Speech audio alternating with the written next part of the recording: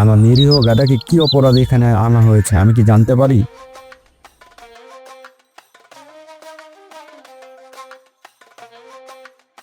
আমার স্যারের মতো অসহায় পুলিশকে অপমান করার অপরাধে। পুলিশের সাথে প্রতারণা করে 500 টাকা আত্মসাৎ করার অপরাধে। আমার পদে তো মোবাইল ডাকাতির অপরাধে। গাদা হচ্ছে একজন মানসিক রোগী। সে মাঝে মধ্যে পাগল হয়ে যায়। পাগল হওয়ার পরে সে কি করে তা গাদার পাল্লায় যে পড়ে তার মনে থাকলো, গাদা স্বাভাবিক হওয়ার পরে তার আর কিছু মনে থাকে না। এই হলো তার মানসিক মেডিকেল সার্টিফিকেট।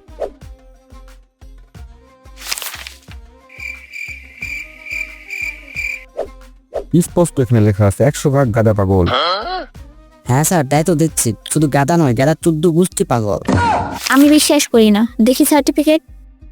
না ম্যাডাম, আপনি দেখেন না, মেয়েদের দেখা উচিত নয়।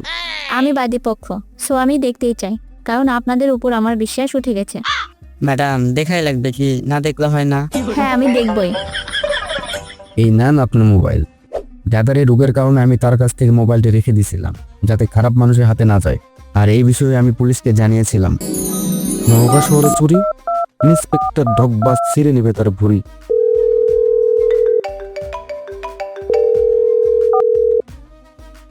দোস্ত, আমার কাছে একটা মোবাইল আছে, তুই যদি নিতে চাস তাহলে বলিস। এটা গাদা। আরে তোর মোবাইল তোর কাছে রাখ, থানা তুলে নিয়ে যাওয়ার হুমকি দিয়েছে। এটা নিয়ে অনেক বিপদে আছে।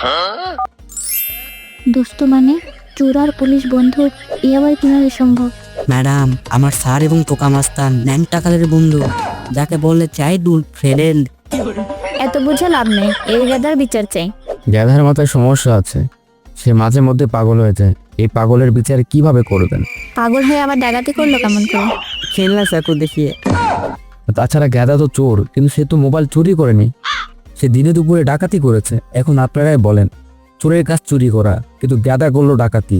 এখানে প্রমাণ হয় কি না গাদা নির্দোষ? কথা কিন্তু ঠিক, ভালোভাবে তদন্ত করতে হবে। কিন্তু পুলিশ চায় টাটকা প্রমাণ। ঠিক আছে, এখনই প্রমাণ দিচ্ছি। গাদা, বলতো এখানে কয়টা আঙ্গুল? ওস্তাদ, 5টা। এবার বলতো এখানে কয়টা আঙ্গুল? ওস্তাদ, 5টা। দেখছো ডব্বাস, এবার আমার পালা। এখানে কয়টা আঙ্গুল আছে বলতো গাদা? 5টা স্যার। আমি হচ্ছে ডব্বাস, চোর ধরা পুলিশের কাজ। এটা সত্যি পাগল রে। তবুও আমার সন্দেহ, আমি ওই মেডিকেল সার্টিফিকেট দেখতে চাই।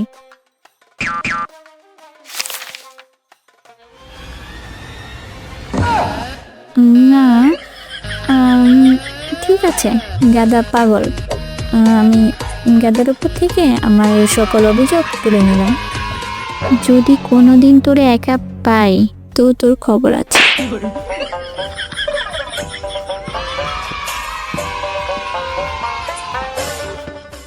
সুন্দরী জল্লাদ মহিলার অভিযোগ থেকে গাদা রেহাই পেল।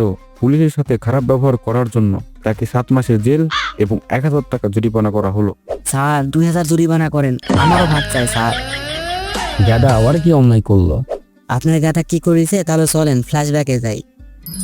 আরে থামো থামো সাব ইন্সপেক্টর বকবক, আইনের হাত অনেক লম্বা। চোর ধরা পুলিশের কাজ, আর আমি হচ্ছি ইন্সপেক্টর ঠকবাজ। গাড়ি বের করো। জানি এই অকাম কে করেছে, তাকে ধরতে পারলেই কাজ হয়ে যাবে। মোবাইল ডাকাতির অভিযোগ পাওয়ার পর আমি আর স্যার মিলে গাদার বাড়িতে গেছিলাম তাকে জিজ্ঞাসাবাদ করার জন্য।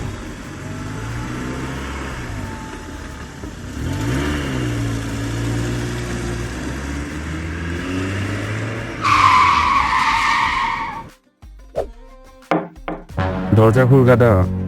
কে রে, এত জোরে দরজা বাড়ি মারিস? দরজা ভাঙলে কিন্তু ঘাট তুলে কিনে নিবো।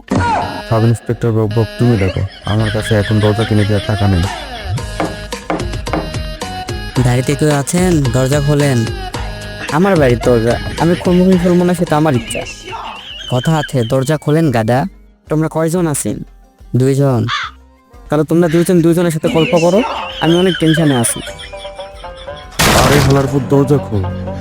তুই আর পুলিশ, ইউ আর ভিতরে অ্যারেস্ট। তোকে নিয়ে আর পারি না গাদা, থাক, তুই জেলের মধ্যেই থাক। তবুও যদি তোর একটু বুদ্ধি হয়। উস্তাদ, আমাকে বাঁচান উস্তাদ, আর হবে না এমন।